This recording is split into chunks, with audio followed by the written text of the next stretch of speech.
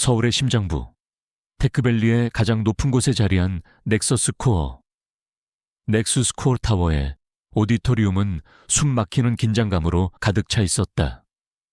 수백 명의 기자들과 투자자들, 그리고 업계의 거물들이 오직 한 사람, 강지훈 대표의 입을 주목하고 있었다.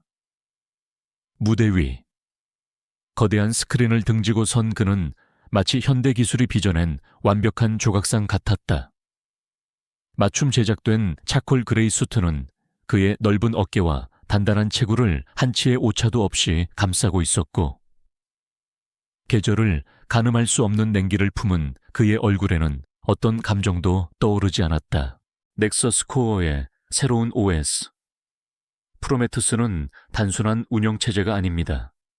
이것은 인간과 기술 사이의 상호작용을 재정의하는 새로운 패러다임입니다. 그의 목소리는 낮고 차분했지만 거대한 공간을 빈틈없이 채우는 힘이 있었다. 감정적인 수사나 과장된 몸짓은 없었다.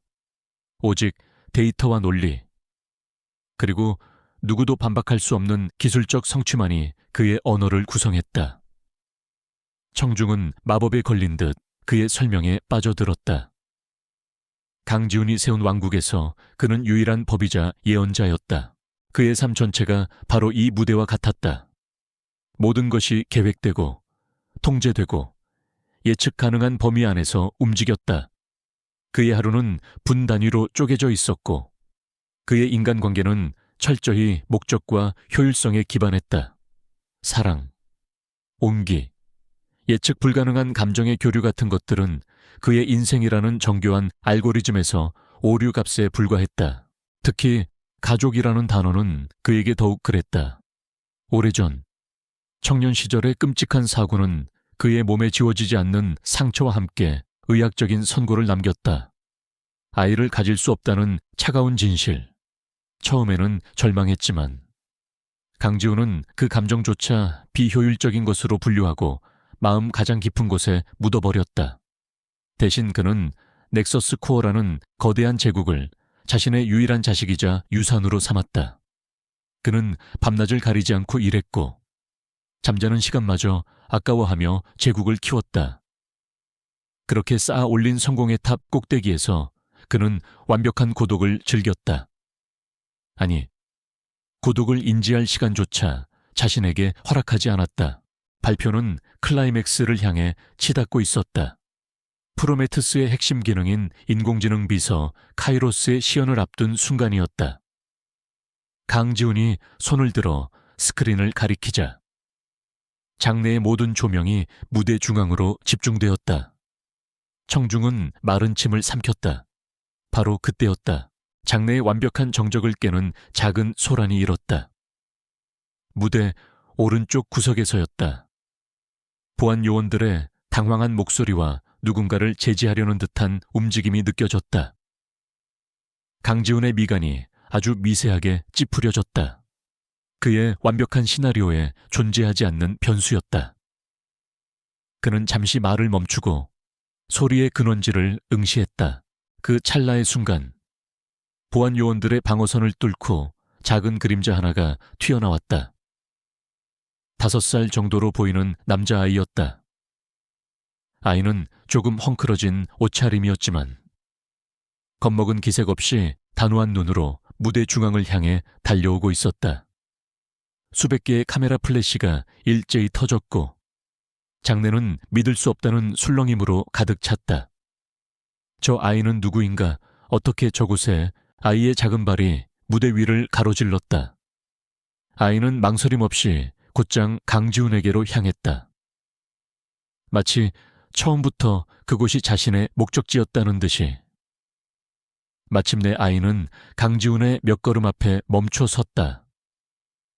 차갑게 빛나는 무대 조명 아래 두 사람의 모습이 극명한 대조를 이루었다. 거대하고 냉정한 강철의 거인과 작고 연약하지만 흔들림 없는 눈빛의 아이. 시간이 멈춘 것 같았다. 아이는 고개를 들어 강지훈을 올려다보았다. 아이의 얼굴을 본 순간 강지훈의 뇌리에 아주 옅은 전류가 흘렀다. 낯설지 않았다. 자신을 축소해 놓은 듯한 날카로운 턱선, 고집스러워 보이는 입말, 그리고 무엇보다도 깊고 어두운 모든 것을 꿰뚫어 볼 듯한 그 눈동자. 강지훈 자신의 눈과 똑 닮아 있었다. 수십억 개의 데이터를 초 단위로 처리하는 그의 명석한 두뇌가 처음으로 정지했다. 혼란이 그의 내면을 휘저었다. 기업 사냥꾼들의 사보타주인가? 경쟁사의 비열한 언론 플레이, 아니면 누군가의 악의적인 장난, 수많은 가설이 떠올랐지만 그 어떤 것도 눈앞의 현실을 설명하지 못했다. 아이의 작은 입술이 열렸다. 그리고 거대한 오디토리움을 가득 채운 침묵을 깨고 너무나도 선명하고 또렷한 한마디가 울려 퍼졌다. 아바? 그 한마디는 세상에서 가장 강력한 충격파가 되어 강지훈의 심장을 강타했다. 아빠.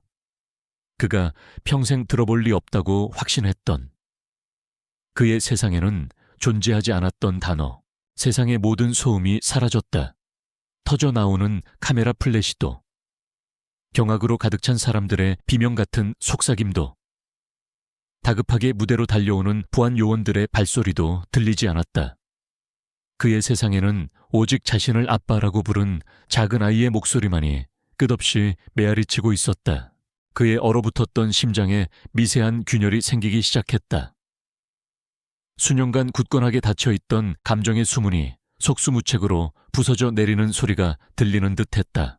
저 아이를 막아 대표님, 뒤늦게 정신을 차린 비서실장 김 비서가 외치며 무대로 뛰어 올라왔다.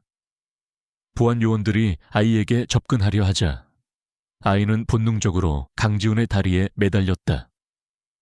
차가운 최고급 원단 너머로 아이의 작고 따뜻한 천이 전해졌다. 강지훈은 자신도 모르게 움찔했다. 생전 처음 느껴보는 낯선 감각이었다. 그는 마치 기계처럼 삐걱거리며 고개를 숙여 자신의 다리를 붙잡은 아이를 내려다보았다. 아이는 혼란스러운 주변 상황에 불안해하면서도 오직 그에게서 안정을 찾으려는 듯 필사적으로 그를 붙잡고 있었다.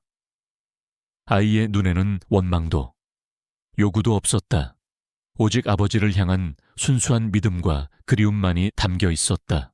강지훈은 평생 단 한 번도 해본 적 없는 행동을 했다. 그는 천천히 한쪽 무릎을 꿇고 아이와 눈을 맞췄다. 그리고 아무 말 없이 마치 깨지기 쉬운 보물을 다루듯 조심스럽게 아이를 품에 안아 올렸다. 아이의 몸은 놀라울 정도로 가벼웠다. 그의 품에 안긴 아이는 그제야 안심한 듯 작은 한숨을 내쉬며 그의 어깨에 고개를 묻었다. 강지훈은 천천히 일어섰다. 그의 얼굴은 여전히 무표정했지만 그의 눈동자는 지진의 진원지처럼 격렬하게 흔들리고 있었다. 그는 쏟아지는 질문과 카메라 세례를 뒤로하고 김 비서와 보안 요원들의 호의를 받으며 무대 뒤편으로 향했다. 그의 발걸음은 평소처럼 단호하고 흔들림 없었지만 그의 품에 안긴 작은 생명체의 무게는 그가 지금까지 짊어져온 그 어떤 책임감이나 성공의 무게보다도 무겁게 느껴졌다. 넥서스 코어의 완벽한 제국에 균열이 가기 시작했다. 그리고 그 균열의 중심에는 세상에서 가장 불가능한 존재, 그의 아들이 있었다. 강지훈의 얼음 같던 세계가 녹아내리기 시작한 순간이었다. 강지훈의 마이바흐가 서울의 교통체증을 유령처럼 빠져나갔다. 차 안은 오디토리움의 혼란과는 정반대로 완벽한 침묵에 잠겨 있었다. 방음 처리가 된 차량 내부는 바깥 세상의 소음을 단 하나의 분자도 허용하지 않았다.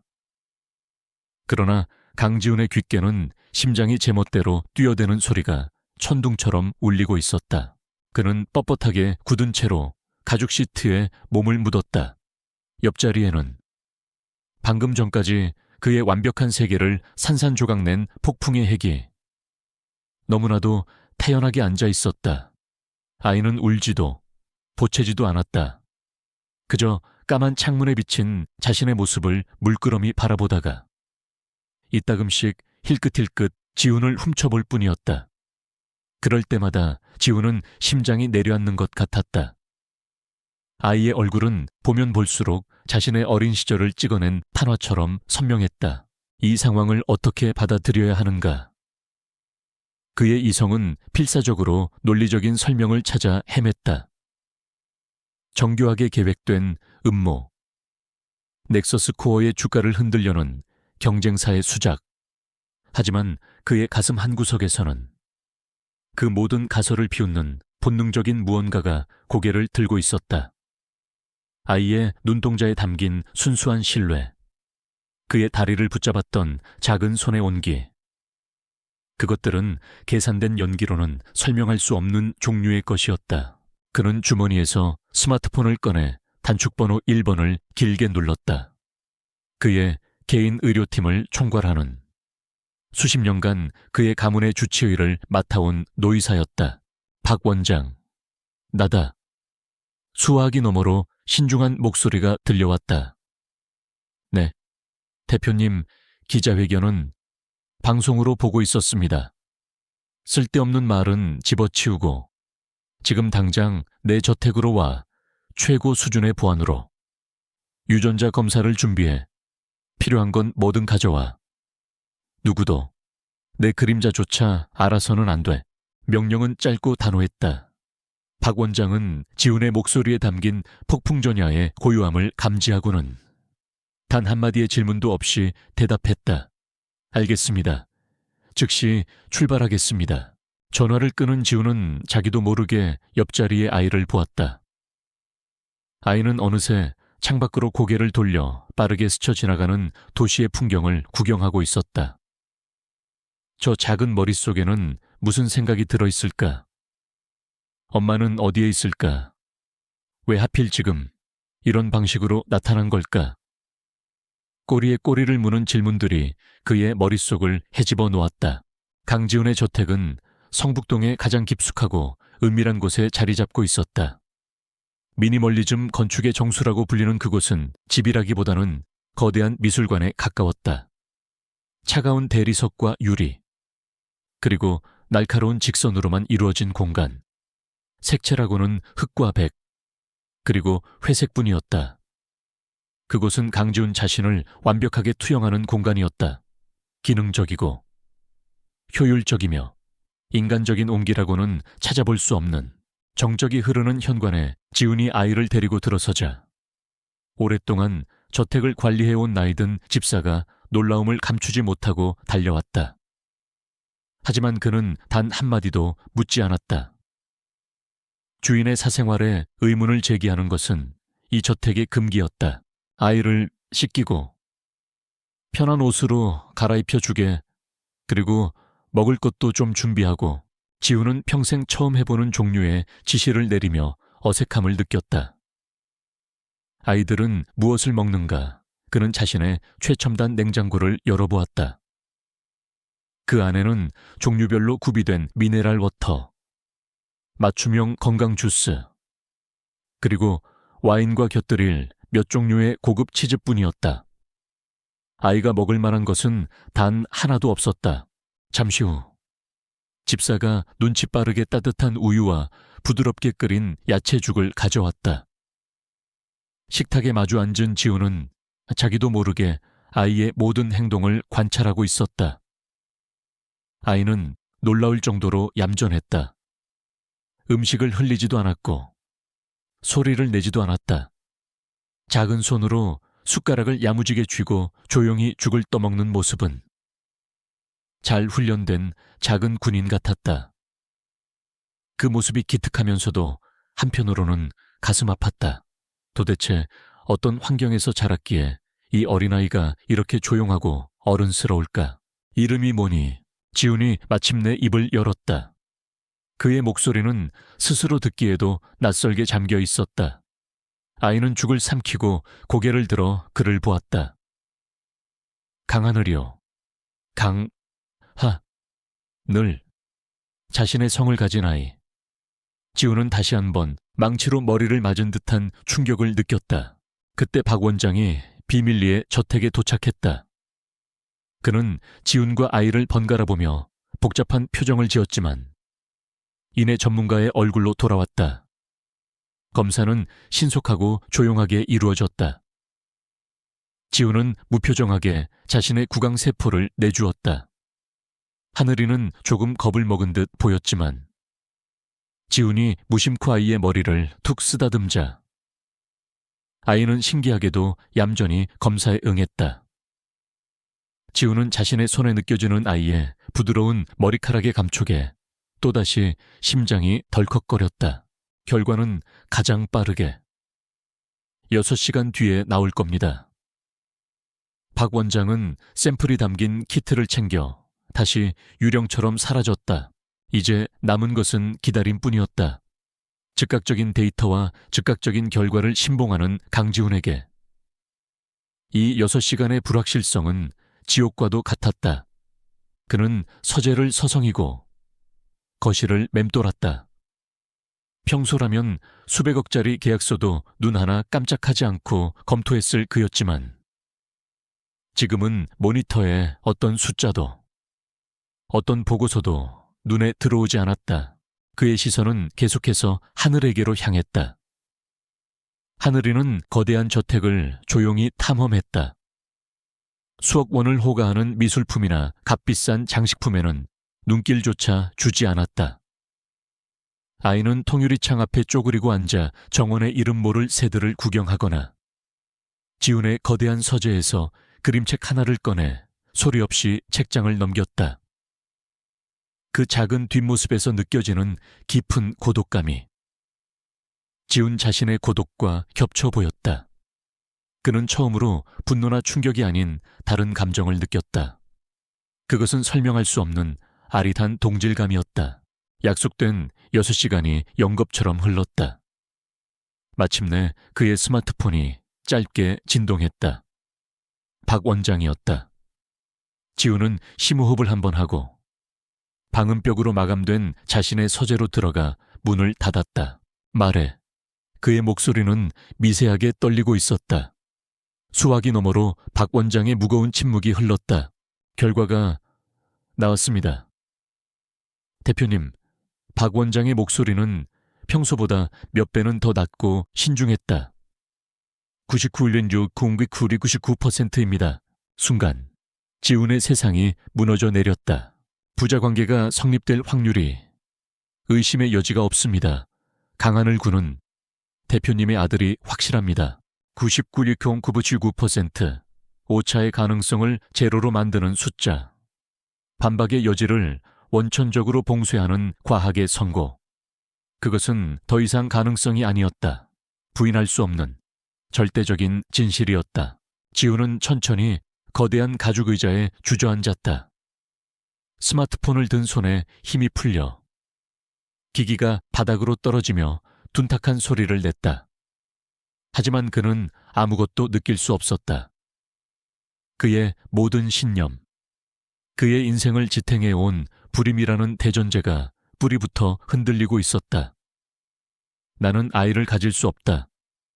그래서 가족을 꿈꾸지 않는다. 그래서 일에만 미쳐 살아도 괜찮다. 그 모든 자기 합리화와 방어 기제가 한꺼번에 무너져 내렸다. 나는 아들이 있었다. 세상에 내 피를 나눈 아이가 존재하고 있었다. 충격의 첫 번째 파도가 지나가자 더 거대하고 차가운 두 번째 파도가 밀려왔다. 만약 이 아이가 내 아들이라면, 그렇다면 아이의 엄마는 누구인가? 그는 기억의 파편을 필사적으로 더듬었다. 지난 수년간 그의 삶은 너무나 건조해서 여자라는 존재가 끼어들 틈이 거의 없었다. 하지만 단 한 명, 아주 희미하게 떠오르는 얼굴이 있었다. 스쳐 지나간 인연이라고 생각하고 잊어버렸던, 그리고 가장 중요한 질문, 아이의 엄마는 왜 5년 동안이나 침묵하다가 하필이면 가장 공개적인 방식으로 아이를 자신에게 보낸 것인가? 이것은 단순한 양육비 청구나 버림이 아니었다. 그 방식은 너무나 절박하고 필사적이었다. 마치 이것이 그녀가 할 수 있는 마지막 선택이었다는 듯이 그것은 도움을 요청하는 비명이거나 혹은 세상에 보내는 마지막 경고 메시지였다. 강지훈의 눈빛이 얼음처럼 차갑게 변했다. 이것은 더 이상 개인적인 충격이 아니었다. 거대한 미스터리의 시작이자 보이지 않는 적과의 전쟁 선포였다. 유전자 검사 결과가 나온 다음 날 아침, 강지훈의 저택에는 팽팽한 긴장감이 감돌았다. 밤사이 지훈은 한숨도 자지 못했다. 그의 머릿속은 아버지라는 새로운 정체성과 서연우라는 희미한 이름, 그리고 5년이라는 거대한 공백으로 가득 차 있었다. 그는 더 이상 충격에 빠진 남자가 아니었다. 그는 자신의 영토에 침입한 미지의 적을 마주한 넥서스 코어의 지배자였다. 이 문제는 이제 그에게 있어 적대적 인수합병 시도나 다름없는 반드시 해결해야 할 최우선 과제가 되었다. 그는 제국의 심장부인 서재로 들어갔다. 벽 한 면을 가득 채운 통유리 너머로 서울의 정형이 펼쳐져 있었다. 평소라면 저 도시를 내려다보며 새로운 전략을 구상했겠지만 지금 그의 눈에는 아무것도 들어오지 않았다. 그는 인터컴으로 김 비서를 호출했다. 김 비서는 호출 즉시 서재에 나타났다. 그의 얼굴에는 밤샘 근무의 피곤함이 서려 있었지만 눈빛만은 형형하게 빛나고 있었다.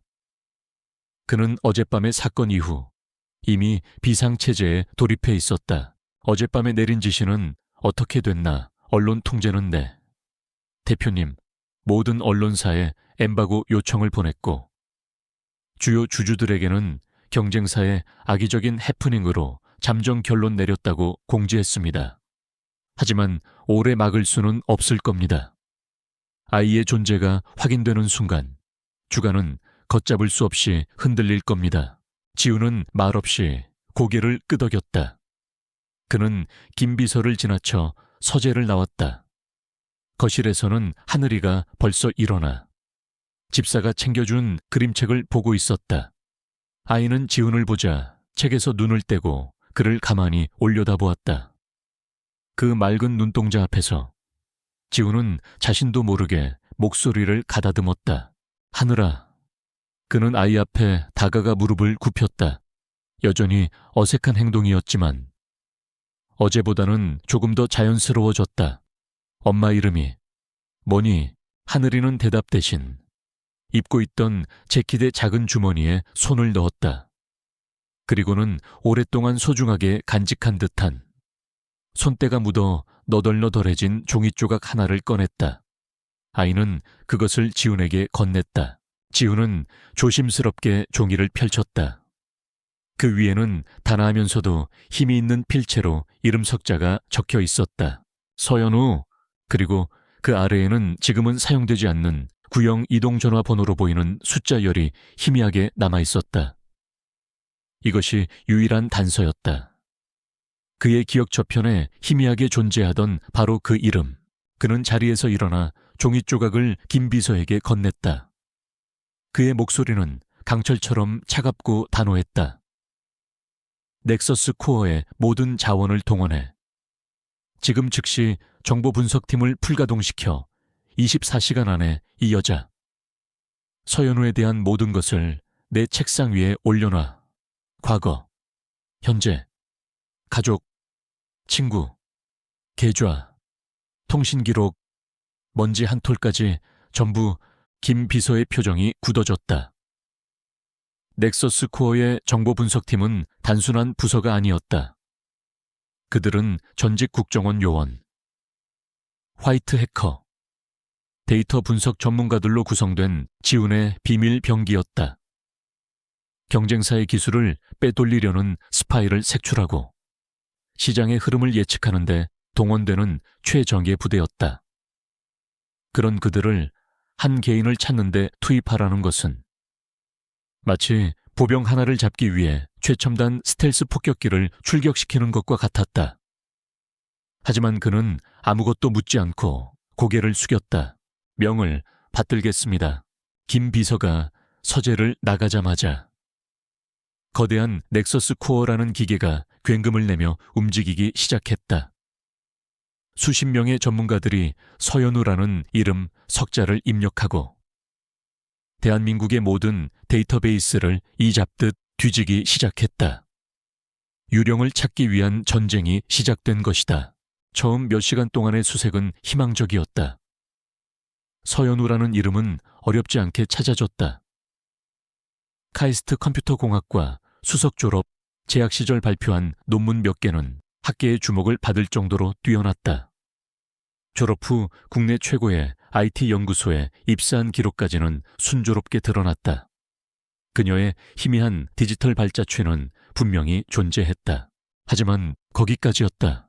정확히 5년 2개월 전, 마치 누군가 날카로운 칼로 도려낸 것처럼 그녀의 모든 기록이 그 시점에서 증발해 있었다. 몇 시간 후, 정보분석팀장이 굳은 얼굴로 지훈의 서재에 섰다. 그는 전직 국가정보원 사이버 테러 대응팀 출신으로 디지털 세계에 그 어떤 흔적도 놓치지 않는 전문가였다. 대표님, 이상합니다. 그의 목소리에는 당혹감이 묻어 있었다. 서연우 씨의 주민등록, 은행 계좌, 의료보험, 통신기록, 출입국 기록, 그 무엇도 존재하지 않습니다. 단순히 휴면 상태인 것이 아니라 데이터 자체가 존재하지 않습니다. 마치 처음부터 그런 사람이 없었던 것처럼 시스템에서 삭제되었습니다. 지훈의 눈썹이 꿈틀했다. 삭제라고? 네. 이건 평범한 잠적이 아닙니다.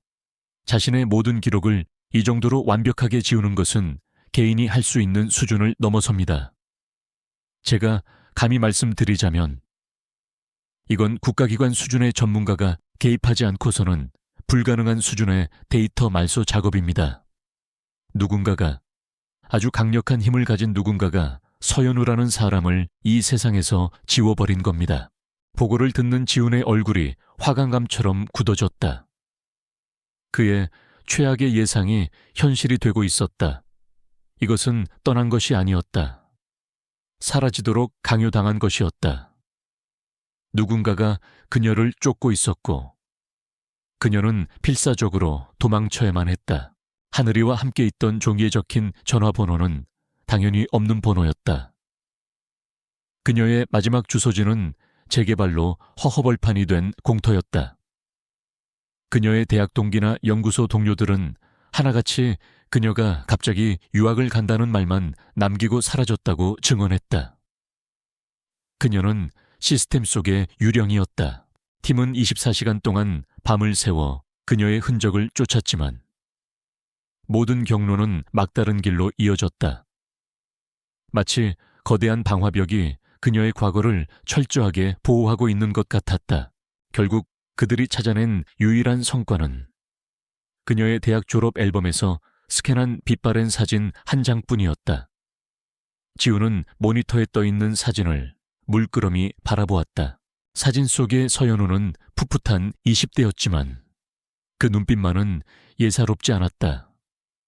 세상의 본질을 꿰뚫어 보는 듯한 총명함과 그 어떤 것에도 쉽게 굴복하지 않을 듯한 단단한 의지가 함께 담겨 있었다.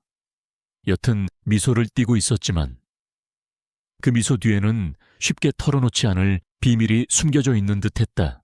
도대체 그녀는 누구였을까? 그리고 어떤 끔찍한 비밀을 알고 있었기에 이토록 강력한 적들에게 쫓기는 신세가 되었을까? 이제 이 문제는 단순히 아이의 엄마를 찾는 것을 넘어섰다. 이것은 보이지 않는 거대한 세력과의 싸움이었다. 지훈은 깨달았다. 그는 지금 아주 위험한 게임에 발을 들여놓았다는 것을. 질문은 더 이상 그녀는 어디에 있는가가 아니었다. 누가 그녀를 쫓고 있는가? 그리고 그들은 왜 정보분석팀이 찾아낸 유일한 단서, 서연우의 빛바랜 졸업사진이 강지훈의 서재에 있는 거대한 커브드 모니터를 가득 채우고 있었다. 수색은 교착 상태에 빠졌다. 거대한 넥서스 코어의 정보망을 동원하고도 유령 같은 그녀의 행방은 오리무중이었다. 답답함과 초조함이 지훈의 어깨를 짓눌렀다. 팀원들, 잠시 쉬게 해. 그는 지친 목소리로 김 비서에게 명령했다. 기계처럼 움직이던 정보 분석팀이 처음으로 멈춰 섰다. 지훈에게는 생각이 필요했다. 기계와 데이터가 찾아내지 못하는 것이라면 해답은 다른 곳에 있을지도 몰랐다.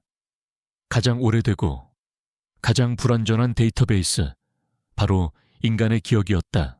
그는 모니터 속 서연우의 사진을 확대했다. 총명함과 고집스러움이 공존하는 눈, 어디선가 본 적이 있는 눈빛이었다. 하지만 어디서였을까? 그는 눈을 감고 기억의 강을 거슬러 올라가기 시작했다.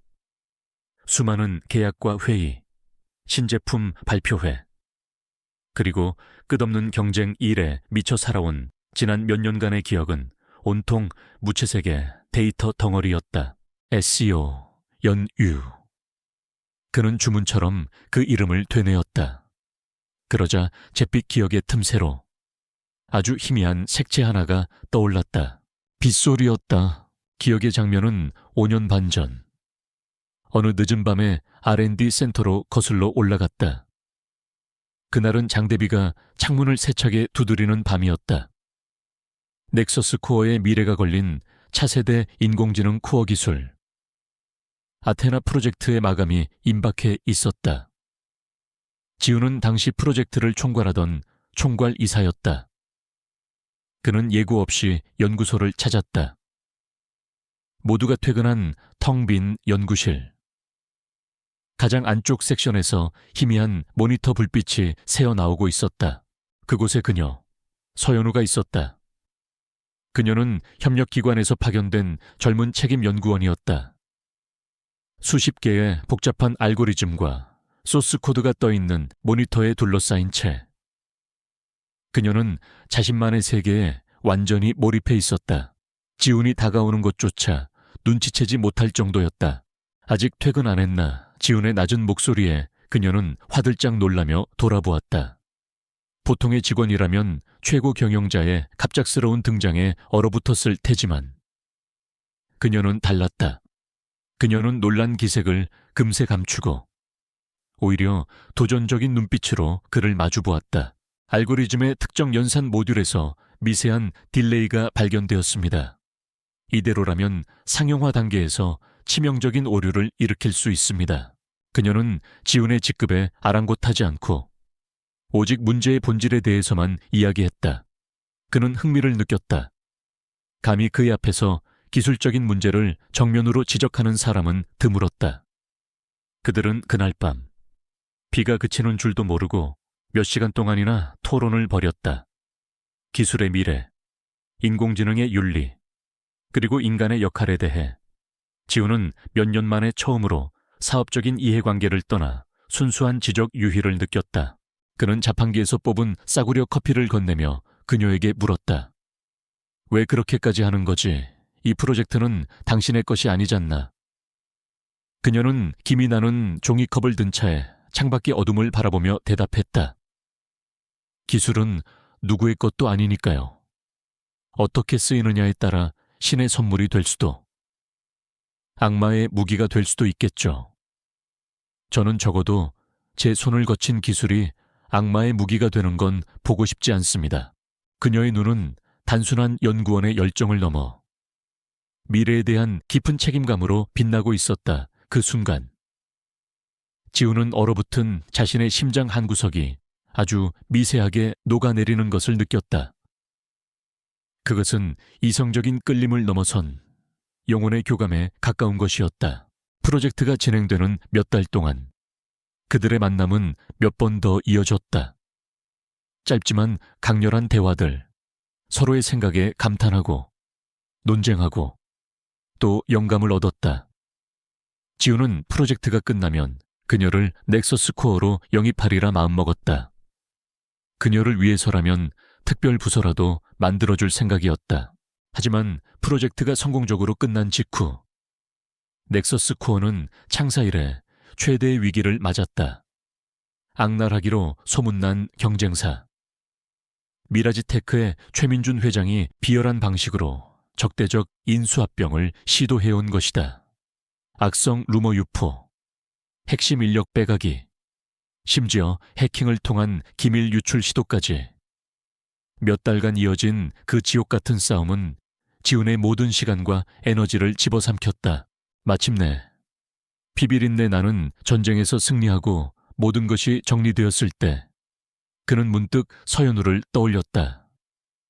그리고 인사팀을 통해 그녀의 근황을 알아보았다. 돌아온 대답은 허무했다. 그녀가 연구소에 갑작스럽게 사표를 내고 아무런 연락처도 남기지 않은 채 해외 유학을 떠났다는 것이었다. 당시 승리에 도취해 있던 지훈은 그저 아쉬운 인재를 놓쳤다고 생각하며 그 일을 기억의 저편으로 넘겨버렸다. 현재 서재, 지훈의 눈이 번쩍 뜨였다.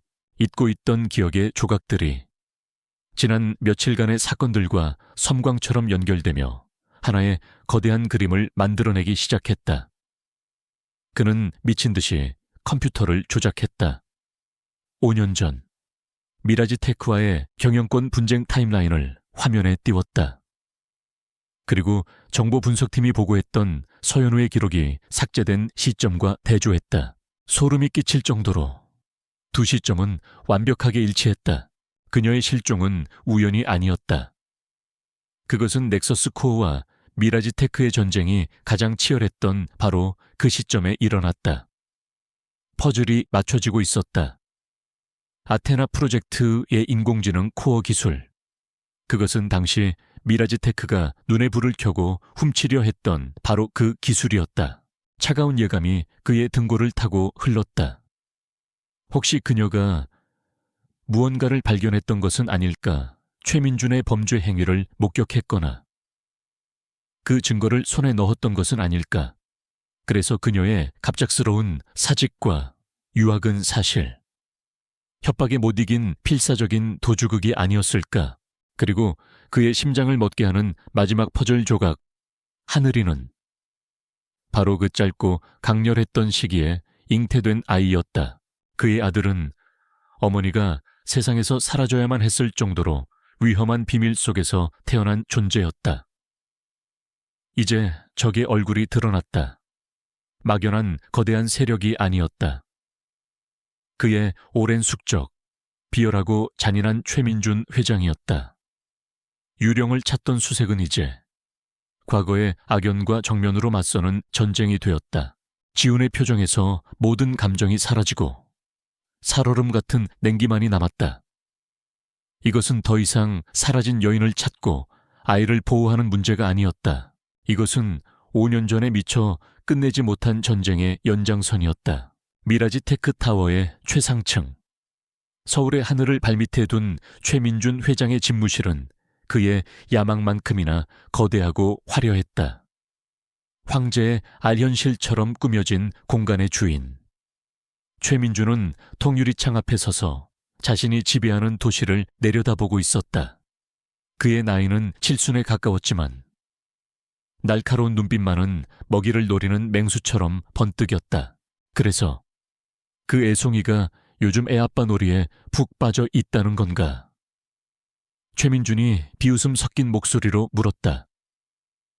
그의 뒤에는 그림자처럼 서 있는 윤 실장이 기계적인 목소리로 보고를 이어갔다. 네, 회장님. 넥서스 코어 신제품 발표회에 나타난 아이는 강지훈의 친자로 확인되었습니다. 현재 강지훈의 저택에 머무는 것으로 파악됩니다. 최민준은 껄껄 웃었다. 완벽한 줄만 알았던 강지훈. 피도 눈물도 없는 얼음덩어리인 줄 알았더니 저런 어처구니 없는 약점을 가지고 있을 줄이야. 그는 강지훈을 언제나 눈의 가시처럼 여겼다. 자신의 야망을 가로막는 유일한 장애물. 그런데 그 장애물에 균열이 생기다니 이보다 더 즐거운 소식은 없었다. 아주 좋아. 아이는 최고의 인질이지. 스캔들을 터뜨려 주가를 반토막 내고 이사회까지 흔들어 버릴 수 있겠어. 그런데 회장님, 한 가지 마음에 걸리는 보고가 있습니다. 윤 실장의 목소리가 한 톤 낮아졌다. 강지훈이 그 아이의 생모를 찾기 시작했습니다. 넥서스 코어의 정보 분석팀까지 동원해서 5년 전에 사라진 서연우라는 연구원을 찾고 있습니다. 서연우. 그 이름이 나오는 순간 집무실의 공기가 얼어붙었다.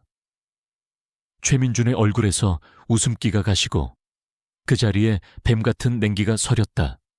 그는 천천히 몸을 돌려 윤 실장을 노려보았다. 서연우라고 했나? 네. 5년 전 아테나 프로젝트에 참여했던 최민준은 더 들을 필요도 없다는 듯 손을 들어 윤 실장의 말을 막았다.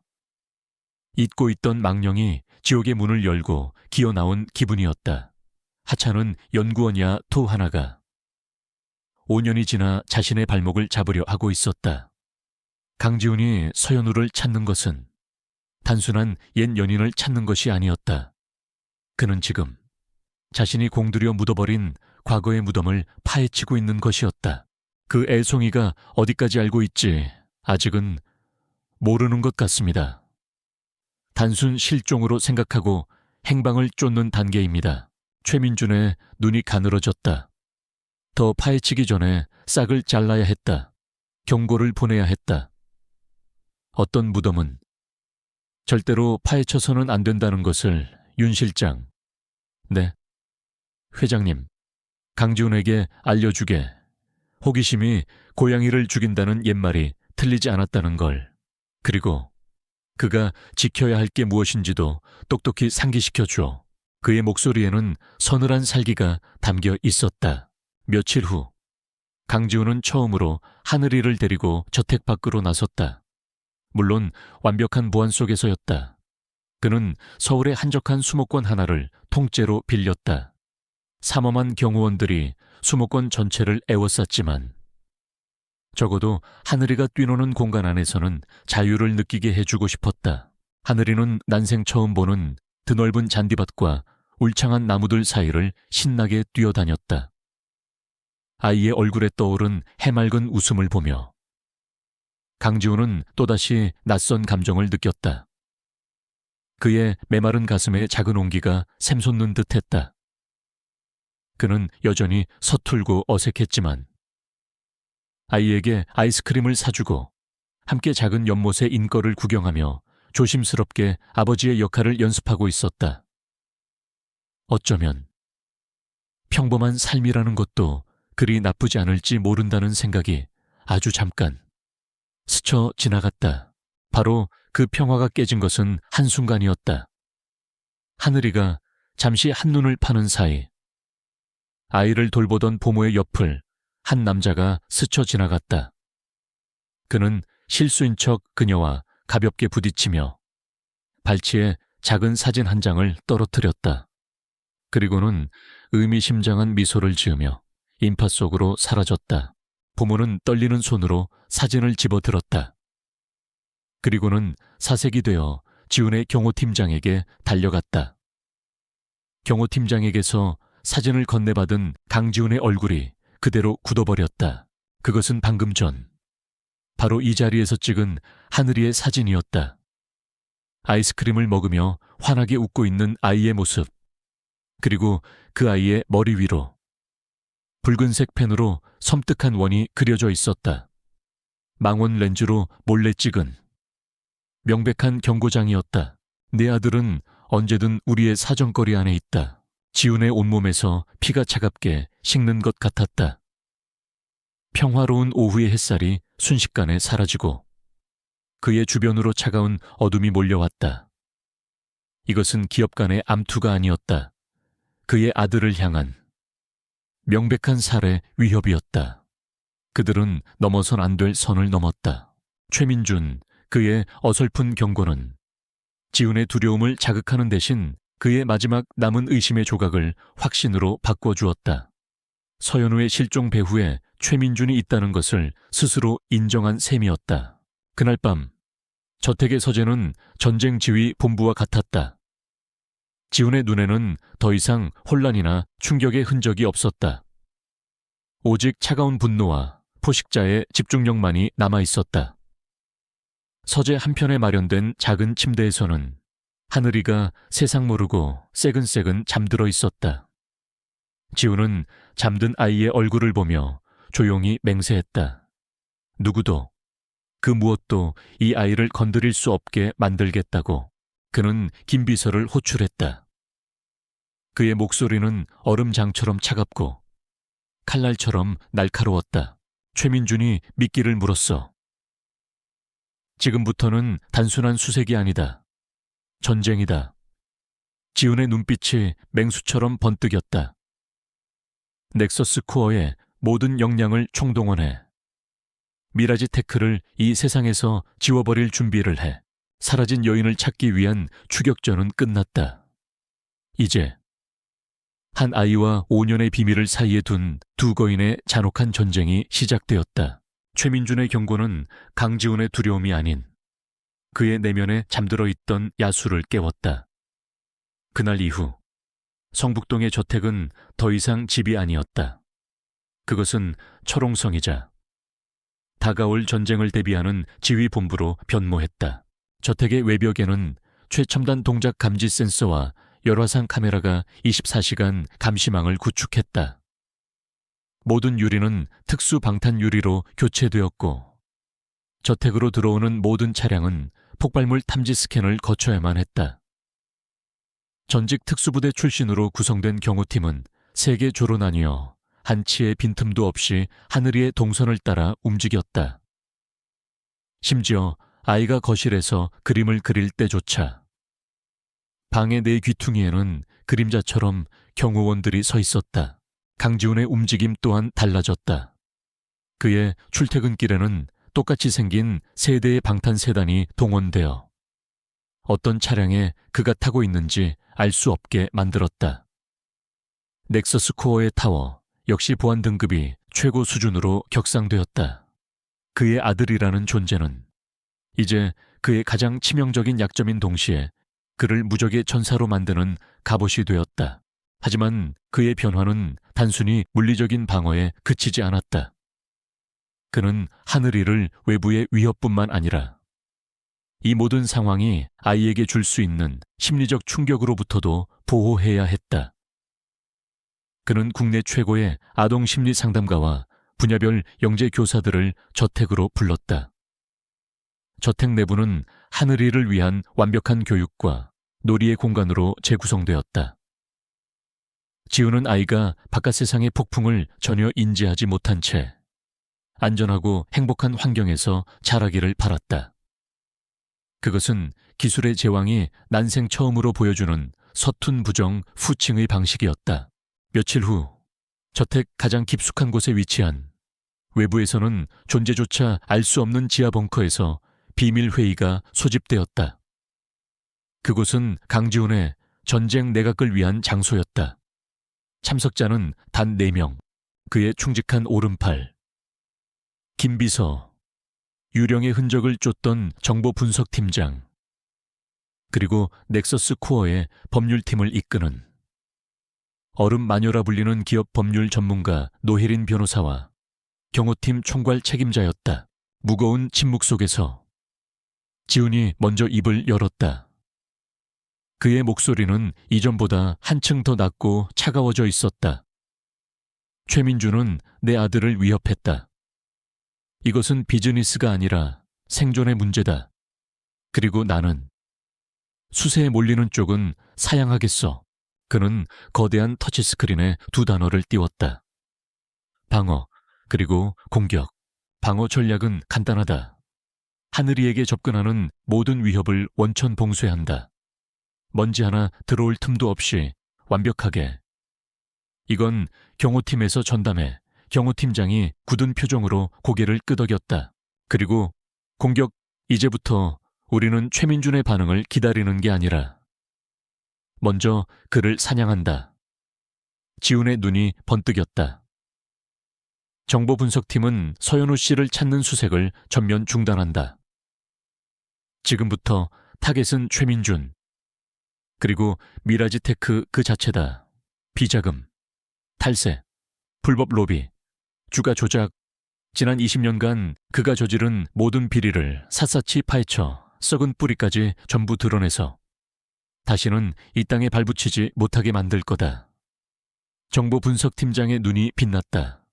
방어적인 수색보다 공격적인 정보전이 그의 전문 분야였다. 그리고 노 변호사. 지훈이 노예린 변호사를 바라보았다. 정보팀이 물어오는 모든 것을 최민준의 심장에 박아 넣을 가장 날카로운 법률적 비수로 만들어 우리는 그를 감옥에 보내는 것만으로는 만족할 수 없어. 그의 제국 전체를 합법적으로 그리고 완벽하게 해체시켜야 한다. 어른 마녀의 입가에 희미하지만 잔혹한 미소가 떠올랐다. 기꺼이 그렇게 해드리죠. 강지훈은 변하고 있었다. 낮 동안 그는 2개의 전선을 지휘하는 냉혹한 사령관이었다. 한쪽에서는 넥서스 코어의 경영을 한치의 오차도 없이 이끌었고 다른 한쪽에서는 미라지 테크를 무너뜨릴 비밀 전쟁을 진두지휘했다. 그의 지시는 그 어느 때보다 빠르고 단호하고 공격적이었다. 하지만 해가 지고 저택에 돌아오면 그는 다른 사람이 되었다. 그는 매일 밤 아무리 늦더라도 잠든 하늘이의 방에 들렀다. 처음에는 그저 멀리서 아이가 자는 모습을 지켜보기만 했다. 그러다 어느 날부터는 조심스럽게 아이의 침대맡에 앉기 시작했다.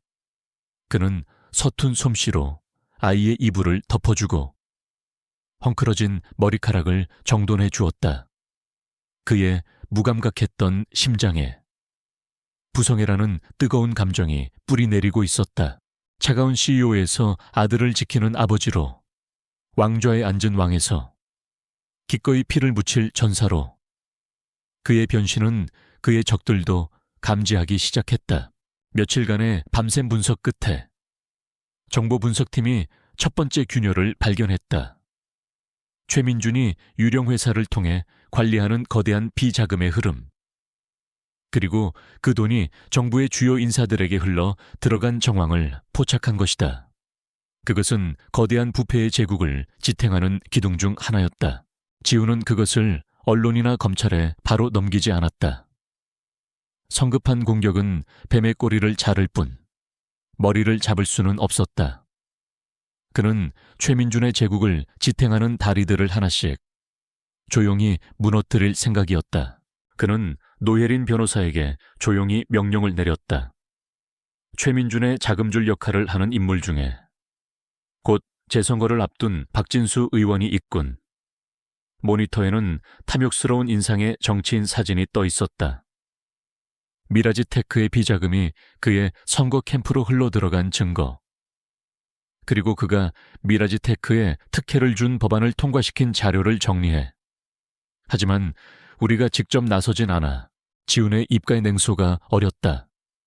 그의 가장 강력한 경쟁 후보 측에 익명으로 이 자료들을 넘겨 최민준이 손쓸 틈도 없이 합법적인 선거전 안에서 그의 정치 생명을 끊어버리게. 그것은 최민준을 향한 직접적인 공격이 아니었다. 그의 힘의 원천 중 하나를 마비시키는 정교한 외과수술식 타격이었다. 더 이상 수세에 몰려 방어만 하던 강지훈은 없었다.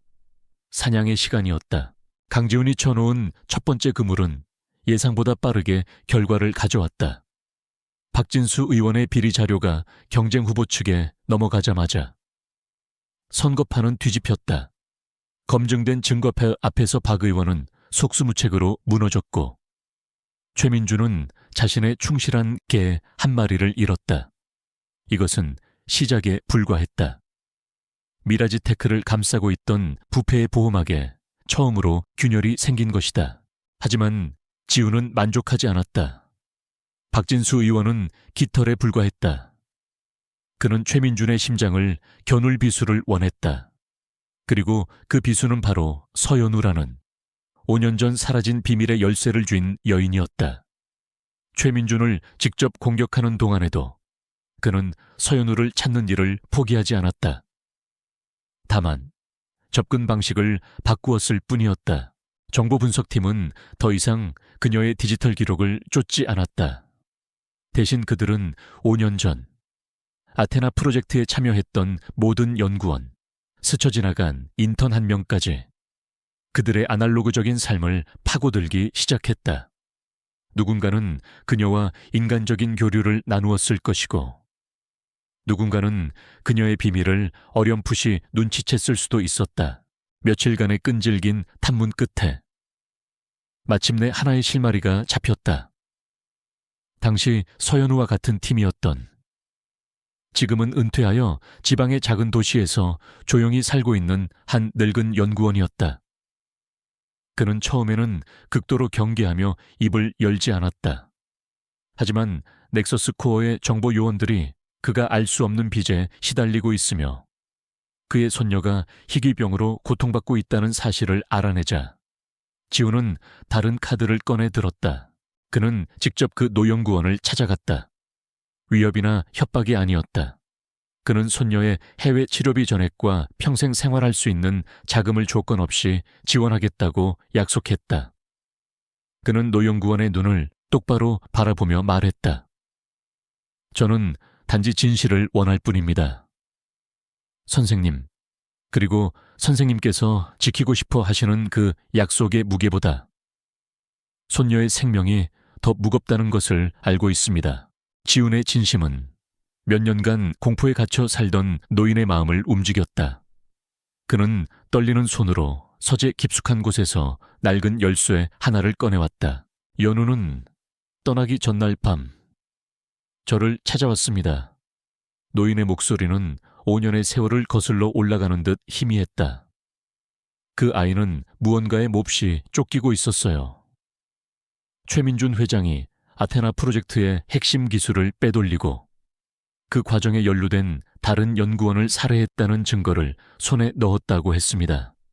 최민준이 자신을 죽이려 한다며 만약 자신에게 무슨 일이 생기면 이걸 세상에 공개해 달라고 그렇게 부탁했습니다. 노인은 지훈에게 열쇠와 함께 작은 은행의 이름과 안전금고 번호가 적힌 쪽지를 걸렴.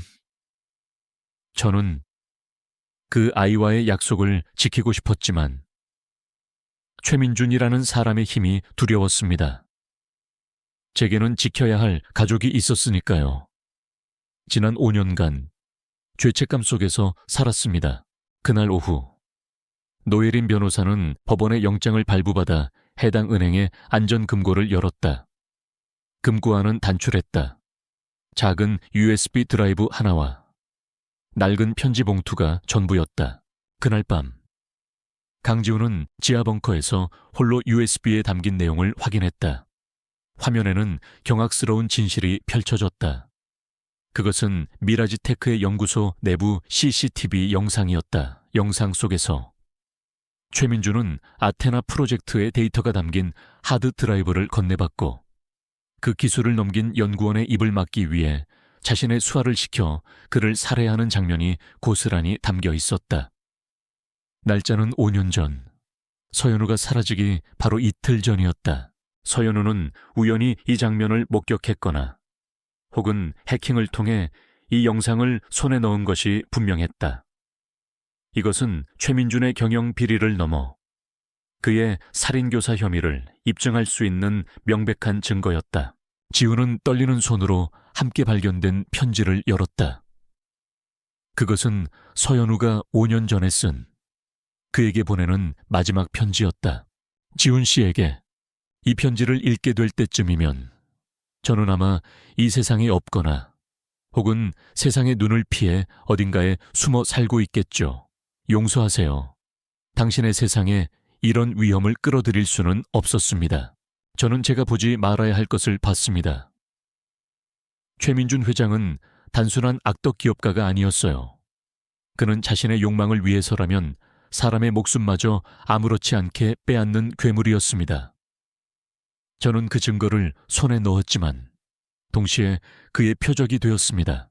그들은 저뿐만 아니라 제 주변의 모든 것을 파괴하겠다고 협박했습니다. 당신의 이름도 나왔어요. 제가 만약 이 사실을 외부에 알리면 넥서스 코어와 당신을 무너뜨리겠다고 했습니다. 저는 선택해야만 했습니다. 정의를 위해 당신을 위험에 빠뜨릴 것인가? 아니면 당신을 지키기 위해 침묵할 것인가? 그리고 저에게는 지켜야 할 또 다른 생명이 있었습니다. 아직 세상에 태어나지 않은 우리의 아이. 당신에게는 말할 수 없었어요. 당신이 이 아이의 존재를 아는 순간 당신은 절대 물러서지 않을 테니까요. 당신은 괴물과 싸우기 위해 모든 것을 걸 테고 저는 당신이 그렇게 다치는 것을 볼 수 없었습니다. 그래서 저는 도망치기로 했습니다. 아이를 지키기 위해, 그리고 당신을 지키기 위해. 언젠가 아주 먼 훗날 모든 위협이 사라진 세상에서 우리의 아이가 아빠를 만날 수 있기를 기도하며. 부디 저를 찾지 마세요. 부디 안전하세요. 편지의 마지막 장은 눈물 자국으로 얼룩져 있었다. 강지훈은 더 이상 편지를 읽을 수 없었다. 그의 눈에서 평생 단 한 번도 흘려본 적 없는 뜨거운 무언가가 뺨을 타고 흘러내렸다. 그녀는 그를 버린 것이 아니었다. 그녀는 그와 아이를 지키기 위해 홀로 5년이라는 지옥 같은 시간을 견뎌낸 것이었다. 그는 서연우라는 여인의 위대한 사랑과 희생 앞에 할 말을 잃었다. 그리고 그의 심장 깊은 곳에서부터 걷잡을 수 없는 분노가 화산처럼 폭발했다. 최민준. 그는 한 여인의 삶과 한 남자의 행복과 한 아이의 5년을 송두리째 빼앗아간 악마였다. 이제 그 무엇도 지훈을 막을 수 없었다. 이것은 더 이상 경영권 다툼이나 복수가 아니었다. 이것은 심판이었다. 서연우의 편지와 최민준의 살인교사 증거를 손에 쥔 강지훈의 방역은 더 이상 미묘하거나 전략적이지 않았다. 그것은 거대한 산사태처럼 최민준의 제국을 향해 무자비하게 쏟아져 내렸다. 그는 더 이상 최민준의 숨통을 서서히 조이는 것에 만족하지 않았다. 그는 그를 산채로 땅속에 매장시켜버리기로 결심했다. 살인교사 영상은 아직 공개하지 않았다. 그것은 최후의 일격, 즉 사형 선고와도 같은 것이었다. 그 전에 그는 최민준의 팔다리를 먼저 잘라내기로 했다. 노혜린 변호사는 지훈의 지시에 따라 최민준의 비자금과 정관계 로비 증거들을 가장 집요하고 공격적인 탐사보도 전문 기자에게 익명으로 넘겼다. 결과는 즉각적이었다. 뉴스가 터져 나오자마자 대한민국이 발칵 뒤집혔다. 미라지테크의 주가는 개장과 동시에 폭락을 거듭했고 검찰은 즉시 특별수사팀을 꾸렸다. 투자자들은 공황에 빠졌고 최민준과 결탁했던 정치인과 관료들은 썰물처럼 그에게서 등을 돌렸다. 수십 년간 그가 쌓아 올린 부패의 성이 모래성처럼 허물어지기 시작했다. 같은 시각 미라지테크타워의 회장실은 아수라장이었다. 최민준은 분노로 이성을 잃고 값비싼 도자기를 벽에 던져 박살내고 있었다. 그의 핏발선 눈은 TV 화면에 고정되어 있었다. 자신의 제국이 붕괴하는 모습을 생중계로 지켜보는 치욕. 그는 이 모든 것이 강지훈의 지시라는 것을 본능적으로 알았다. 너무나도 정교하고 너무나도 치명적인 공격이었다. 강지훈이 무언가를 찾아냈음이 틀림없었다. 어쩌면 그 여자까지 찾아냈을지도. 그의 충직한 수하들과 변호인단은 법적 대응을 준비하고 일단 몸을 낮추라고 조언했다. 하지만 최민준은 수비하는 법을 모르는 인간이었다. 그는 평생을 포식자로 살아왔다. 그리고 궁지에 몰린 포식자는 가장 위험한 법이었다. 윤 실장 그의 부름에 윤 실장이 방 안으로 들어섰다. 최민준의 눈은 절망적인 광기로 번뜩였다. 강지훈이 내 목에 칼을 들이밀고 있다. 법으로는 이미 늦었어, 이 싸움. 더러운 방법으로 시작했으니 더러운 방법으로 끝내야지. 그는 마지막 금기를 깨기로 결심했다. 그 어떤 범죄에도 눈 하나 깜짝 않던 그였지만 아이를 건드리는 것은 그 역시 망설였던 마지막 선이었다. 하지만 이제 선택의 여지가 없었다. 아이를 데려와. 강한을.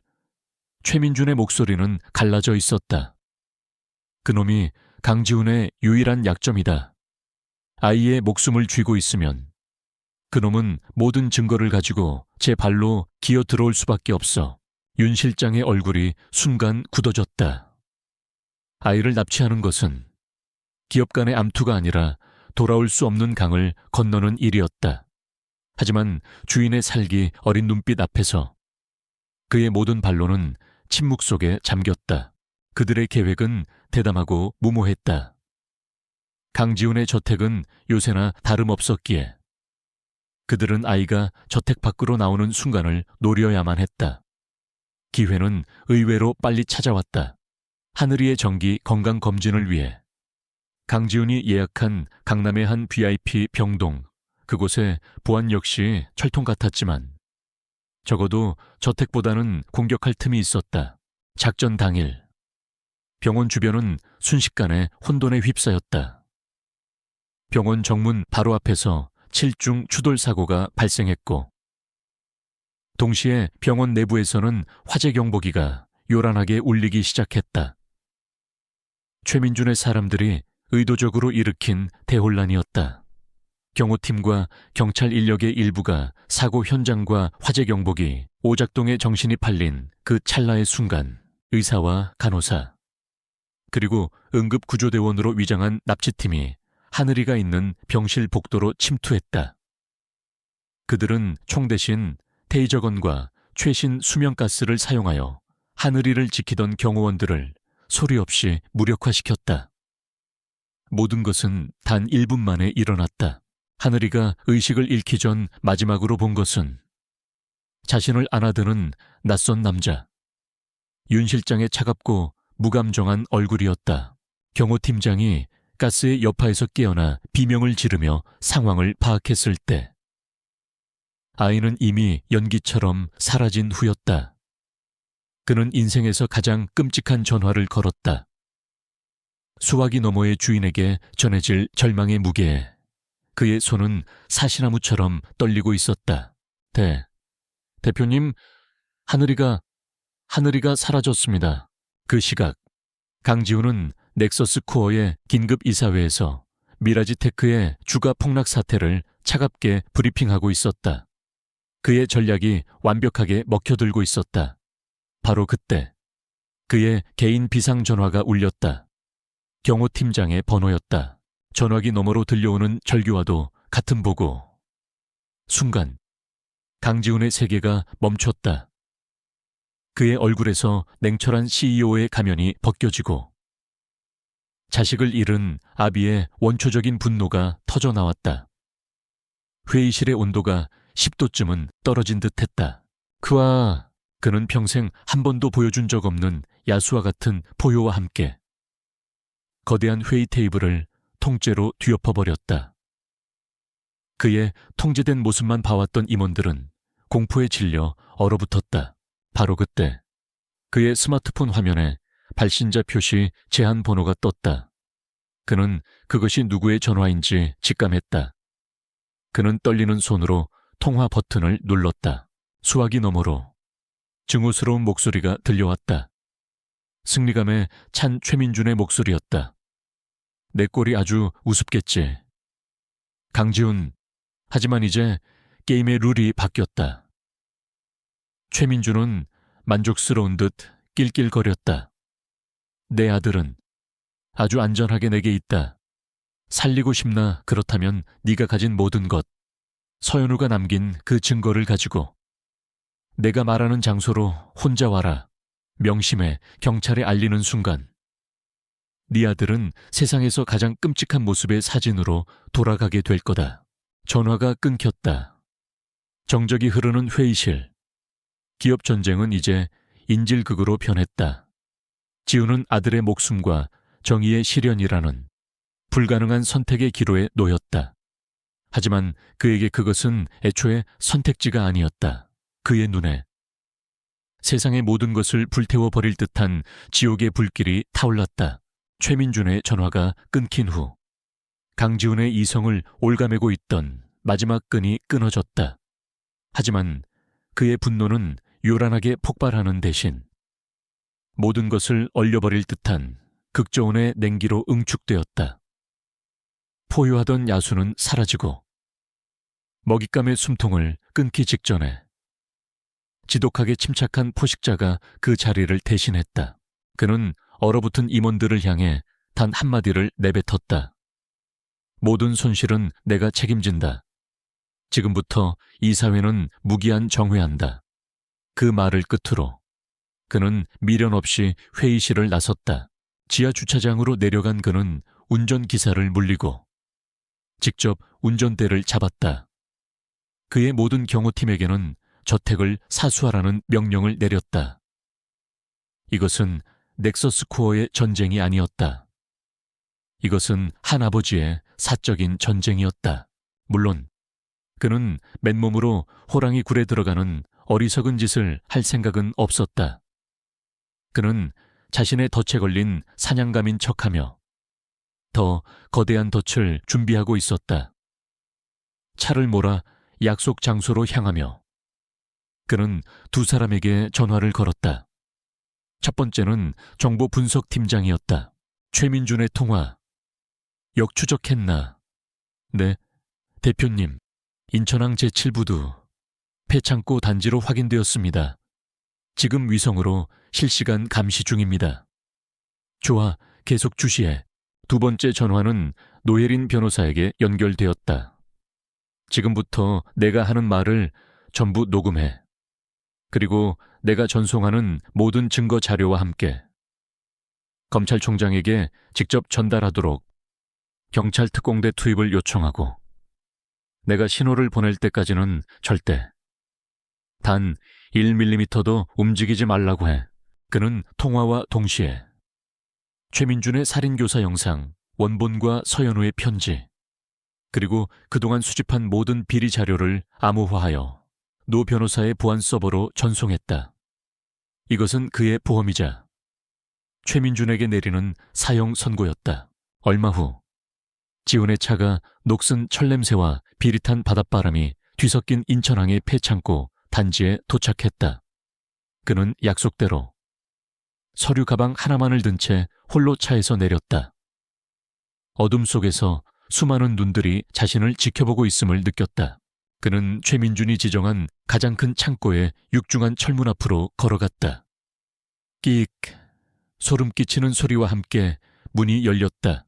창고 내부는 희미한 정우 몇 개만이 빛을 발하고 있었다. 중앙에는 마치 뒤틀린 왕좌에 앉은 늙은 왕처럼 최민준이 의자에 앉아 있었다. 그의 옆에는 윤 실장이 서 있었고 그들로부터 몇 미터 떨어진 곳에는 그의 아들 하늘이가 의자에 묶여 있었다. 아이는 겁에 질려 있었지만 아버지를 보자 안간힘을 쓰며 고개를 들었다. 그 눈빛은 울음 대신 분노와 믿음으로 가득 차 있었다. 왔군. 최민준이 비릿한 미소를 지었다. 네 제국을 다 버리고 아들 하나를 구하러 온 걸 보니 너도 별 수 없는 아비였어. 자, 어디 보자.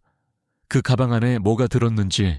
지우는 말없이 가방을 바닥에 내려놓고 발로 툭 차서 그에게 보냈다. 가방이 열리며 그 안에 든 USB와 외장 하드들이 모습을 드러냈다.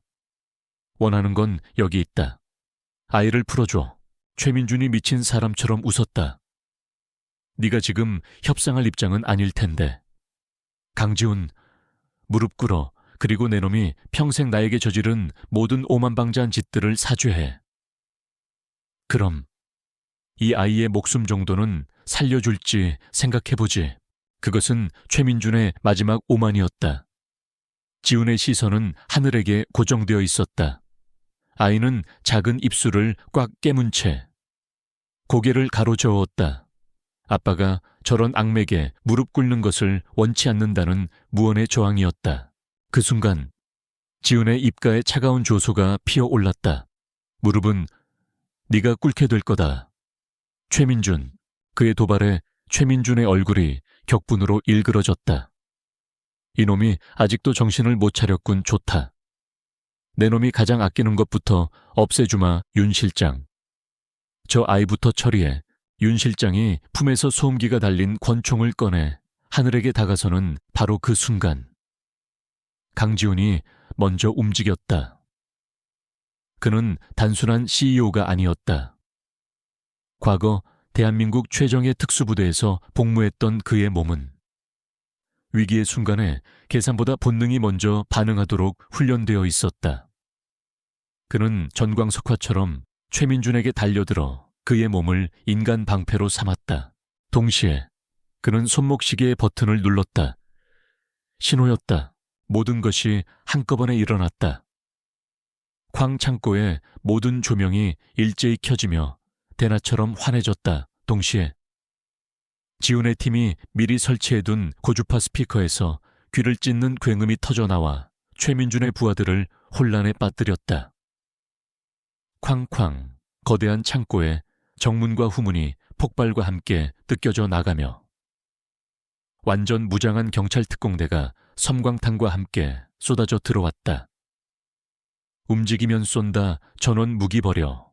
그리고 창고 벽면에 지훈이 설치해둔 거대한 스크린이 켜졌다. 스크린에서는 최민준이 연구원을 살해하라고 명령하는 CCTV 영상이 소름 끼치는 음성과 함께 무한 반복되고 있었다. 최민준의 부하들에게는 지옥과도 같은 상황이었다. 눈과 귀가 마비되고 사방이 경찰에 포위된 채 자신들의 주인이 저지른 살인의 증거가 눈앞에서 상영되고 있었다.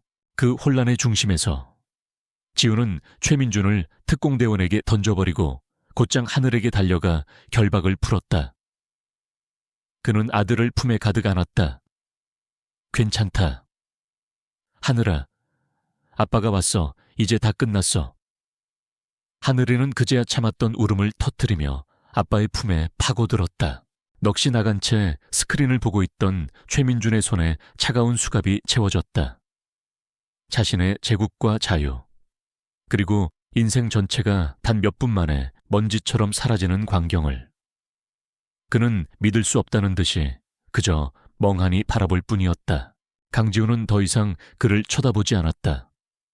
그는 자신의 아들을 품에 안은 채 쏟아지는 경찰의 플래시와 무너져 내리는 적의 제국을 등지고 창고 밖으로 걸어 나갔다. 정의는 실현되었다. 한 기업의 총수가 아닌 자신의 새끼를 지켜낸 한 마리 사자의 손에 의해서 인천항에 총성이 멎은 후 세상은 강지훈과 최민준의 전쟁에 대한 이야기로 들끓었다. 최민준과 그의 수하들은 살인교사, 납치, 수천억대 비자금 조성 등 그들이 저지른 모든 죄목으로 법의 심판대에 섰다. 강지훈이 넘긴 증거는 너무나도 명백하고 압도적이어서 그들은 단 한 번의 반론도 제기하지 못한 채 차가운 감옥에 수감되었다. 한 시대를 풍미했던 거대한 악의 제국, 미라지테크는 그렇게 허무하게 역사 속으로 사라졌다. 세간의 관심은 자연스럽게 강지훈과 그의 아들, 그리고 베일에 쌓인 아이의 엄마에게로 쏠렸다.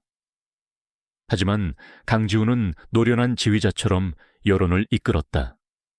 그는 대중 앞에 자신을 스캔들에 휩싸인 비정한 CEO가 아닌 범죄자로부터 아들을 지켜낸 영웅적인 아버지로 각인시켰다. 폭풍은 그렇게 강지훈이 의도한 방향대로 서서히 잦아들고 있었다. 사건이 있고 몇 주 후 모든 위협이 사라졌음을 확인한 강지훈은 하늘이와 함께 조용히 서울을 떠났다. 그의 차가 향한 곳은 남해의 작고 평화로운 바닷가 마을이었다.